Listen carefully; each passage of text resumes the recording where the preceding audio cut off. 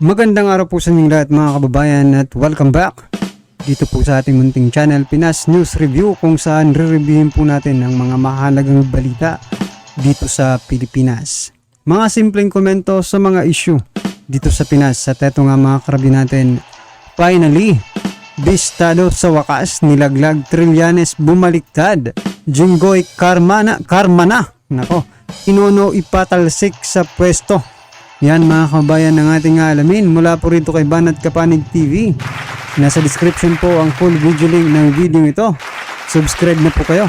At kung bago ka pa lang at di pa po nakapag-subscribe, yan ha, sa ating munting channel, please don't forget to subscribe at i-click na rin po ang bell notification para updated po kayo sa lahat ng ina-uploads nating reaction video. At eto na nga mga kababayan, sama-sama at sabay-sabay po natin pakinggan, panoorin at bigyan ng komento ang video ito. Eto na po. Hindi pwedeng gano'n. Hindi pwedeng gano'n. Kahit na, alam mo, pag ikaw ay wala pang conviction, hindi pa napatutunayan, mananatili yung presumption ng innocence. Ganun ang presumption natin eh. Mananatili yung presumption of innocence until proven otherwise. Not even President Duterte. President Duterte, hindi tumawag sa akin. Walang kahit kunting nihaw-niho para sa kaso na ito, para sa investigasyon na ito. Wala. Cross my heart, hope to die. Tamaan ako ng kidlat ngayon kung ako'y tinawagan ni President Duterte. That's how frank I am to you. That's how honest I am to you. Kaya ikaw, Trillanes, kung napagamit ka noon sa mga political party mo, yung yelo mo na partido, para siraan ang iyong mga political enemy na ginawa mo kay President Duterte noon, huwag ako. I can never be used by President Duterte kung sila'y naglalaban, sila'y nag-aaway ni President Marcos. Hindi po ako magpapagamit at hindi ako pwedeng gamitin. I am a rightist. Ha? I am a rightist. I don't want to destroy the existing establishments. Ha? Sumusunod po ako ng batas. Kung si Trillanes ay destabilizer, Senator Bato is, ano bang opposite ng destabilizer? Ha? Stabilizer. I want a stable government. I want a stable dispensation. Ayoko po na masira yung ating gobyerno. Kung masira ating gobyerno, masira ating pamumuhay. Di ba? Kaya huwag mong sabihin na ginagamit ako sa isang plot to ousted the president. No! My God! Never! Kaya nga, sabihan mo si Trillanes, sabihan mo, kung ikaw nagpapagamit sa politika, ako, never ako magagamit, ha? Kung ikaw ginagamit ka noon ng political party mo para siraan si President Duterte, para gibain ang administrasyon ni President Duterte, ako, hindi ako magagamit ni President Duterte. Magkita kay Trillanes. Go ahead, make my day, Mr. Trillanes! Sabihan mo, sige ka lang, ngak dyan ang ICC. Sige! Go ahead! Kahit sumama ka pa, mag-serve ng warrant. Sumama ka, ikaw mismo magpusa sa akin. Basta ako, I cannot be remiss of my duty as the chairman of the Senate Committee on Public Order and Dangerous Drugs.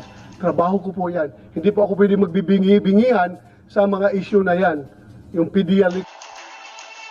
So yan, ano ka ngayon na Trillanes? Ha? Yan kasi nagpapagamit kasi kayo. Ha? O ano kayo ngayon? Pahiya na naman kayo kay Senator Bato. Sige. Ha? Sumama ka pa sa pag-serve ng warrant, di ba? Alam nyo kasi mga kabayan, sa panahon ngayon eto, na pupuna natin to, na ano natin, kasi nga po sa mga nangyayari, no? Kapag ikaw ay pumupuna at against to the government, sinasabihan ka agad na destabilizer ka, no? Hindi naman po siguro tama yon na sa tuwing meron na lang pupuna, no, sa gobyernong ito, destabilizer agad, di ba? Di ba pwedeng nagpapahayag lang ng kanyang karapatan ng malayang pamamahayag, di ba? Trillanes kasi mga kabayan, ever since, di ba? Hanggang ngayon siguro, pawala na yung mga naniniwala. I mean, konti na lang po yung mga naniniwala dito kay Trillanes. Kasi sa 10 sinabi siguro ng Trillanes, mga karibi natin, nako baka wala pang ni isa walang totoo. May mga vloggers po kasi mga kababayan na todo po, no? Kung makapagtanggol dito kay Trillanes. May napanood nga po ako, isang babae na vlogger mga kababayan. Ewan ko kung napapanood nyo rin yan, ha? Few weeks ago na po, di ba, yung nung kasagsagan po ng issue ni yung pagpapalabas ni Trillanes ng si PRRD ang pasimuno di umano sa pag-destabilize ng ating gobyerno. Wala namang ganun mga kababayan. Ha? Fix na yan. Hindi po ako pwede matutulog dyan. Trabaho ko yan. I am answerable to the Filipino people. Being answerable doesn't mean na mangdidiin tayo ng tao. We can be objective in our hearings. Yung informasyon pa lang yun. Informasyon pa lang yun coming from a confidential informant. Hindi nga natuloy ang operation. Bakit mo sabihin kaagad na mapipin down mo yung presidente dyan? A mere information can pin down a sitting president? No! You cannot. Whatever public imagination na umiikot ngayon sa utak ng tao, you cannot just say na mapipin down mo yung tao dahil sa mere information. Napakalayo pa yan sa katotohanan. Napakalayo pa. Kaya in fairness to the President, hindi natin siya kinukundina. Hindi natin siya kinukundina. Whatever, kung ano mong iniisip na ngayon. Kaya nga, ang hirap dito sa sitwasyon ko, galit sa akin ang mga DDS. Bakit hindi ko daw didiinan yung investigasyon na ito? I am just trying to be objective. At alam ko rin na galit sa akin ng Malacanang, bakit ako nagkakandak ng investigation? What do you expect? Masaya ka ba kung presidente ka, sitting president ka, kinakandak ng investigation na madadama yung pangalan mo? Talagang magre-react ka negatively. Pero what can I do? I am just doing my job. Siguro kung meron akong hidden agenda na pabagsakin ang rehimeng Marcos, na gusto kong pabagsakin through this hearing, ayan, ibang usapan yan. But my God, that is not my agenda. Hindi po yan kasama sa agenda ko. Ang akin dito ay katotohanan patungkol sa PDEA leaks para mahinto natin yung mga leakage na yan. Wala pa akong agenda na magdiba ng tao. As I have said, I am rightist. I am a rightist. I want to maintain the present dispensation. Hindi pa ako kagaya ng Trillanes na destabilizer. Puro distab lang ang iniisip. Hindi naman mabigat na basihan ko, kunti na lang just para kumplito na lahat. May kunting mga tao na lang na kailangan imbitahan natin na magbigay ng kanilang salaysay. Kasi pag sabihin mo mabigat na dahilan para ganun-ganun, baka sabihin naman nyo, Austerplat yung mabigat na dahilan na yan. No. Tapusin lang po natin, ayusin natin ang trabaho natin, makagawa tayo ng committee report. Attorney Paquito Ochoa, yung management ng Rockwell, ano yung kondo na yan, pangalan? Rizal Towers. Well, kunin natin yung confirmation nila. Pero inamin naman din ni Maricel Soriano na sa kanya yung unit na yon. At that time, 2012, sa kanya yon. So, confirm, yung 46 Dasi, sa kanya talaga, at siya ang occupant na yan, ng tower na yan. Pero bininta na daw niya.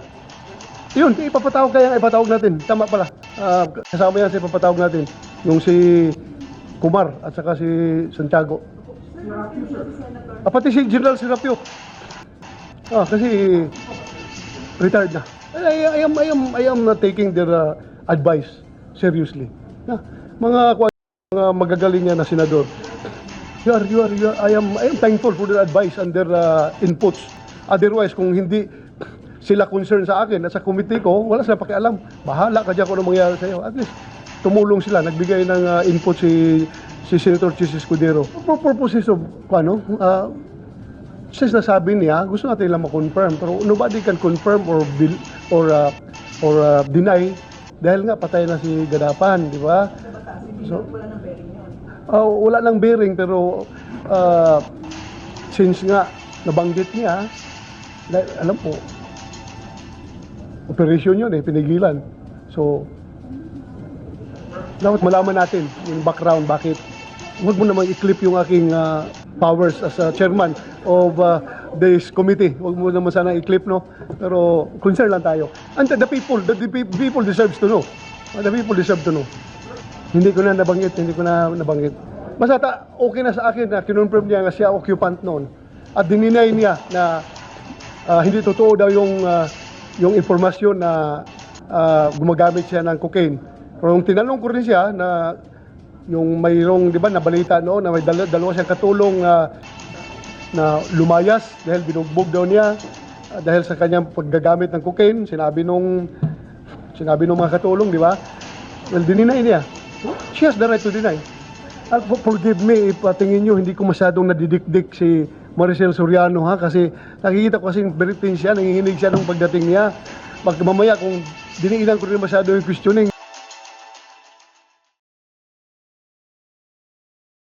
So ayan mga kababayan, nanginginig pala si Maricel Soriano ng dumating. What does it mean, mga karibin natin? No? Una, baka totoong may sakit siya.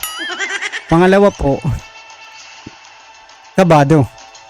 At hindi pa alam ang isasagot.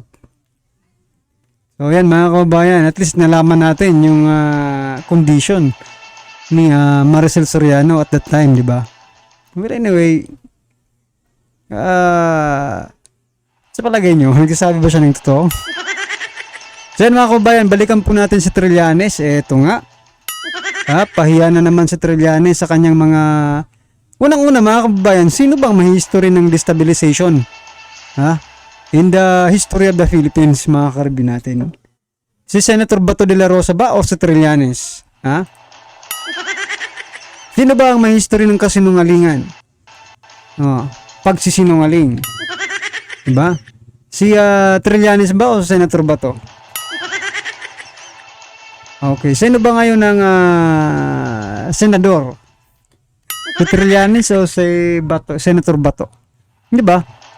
Ito nga lang naisip ko mga kabayan, talagang gigil na gigil po sila, no? Itong mga dilawan, no, na makabalik. That's what I'm thinking mga kabayan, kaya ganitong ginagawa nila. Gigil na gigil po sila na makabalik, muli sa Senado. Well, naibistado na po kayo, ng sambayan ng Pilipino. Kaya malamang sa malamang ay sa mga susunod, sana nga mawalis na natin itong mga dilawan, no? Natatakbo sa Senado man yan o Kongreso. Diba? Walisin na po natin silang lahat para patuloy po tayong umunlad. Sinimulan na po ni Tatay Digong, mga kababayan, ang pagwawalis ng panahon niya dito sa mga dilawan. Sana naman kasi ngayon unti-unting bumabalik itong mga dilawang tae, no? Unti-unting bumabalik sa gobyerno. Kaya siguro, no, lumalakas din ang mga loob ng mga natitirang alipores na mga dilaw, di ba? Kasi ikaw ba naman, yung iba nakabalik na, di ba? Tapos yung iba pinalaya pa. Di ikaw ngayon, Trillanes, magkakaroon ka talaga ng lakas ng loob ngayon. Na pumuna-puna ulit, di ba? Pero kahit anong gawin ni Trillanes na pagpuna-puna sa ating butihing Senador Bato, wala pa rin yan. No effect po, no? No effect po yan sa sambayan ng Pilipino na naniniwala kay Senator Bato. Yan, mga kababayan, na naman po ang inyong reaksyon sa video ito. I-comment lang po sa baba para at isa lang po ng ating mga kababayan ang inyong pong komento, opinion sa video ito, right? Kung bago ka pa lang at di pa po nakapag-subscribe sa ating munting channel, please don't forget to subscribe at i-click na rin po ang bell notification para updated po kayo sa lahat ng ina-uploads nating reaction video. Yan, maraming salamat po.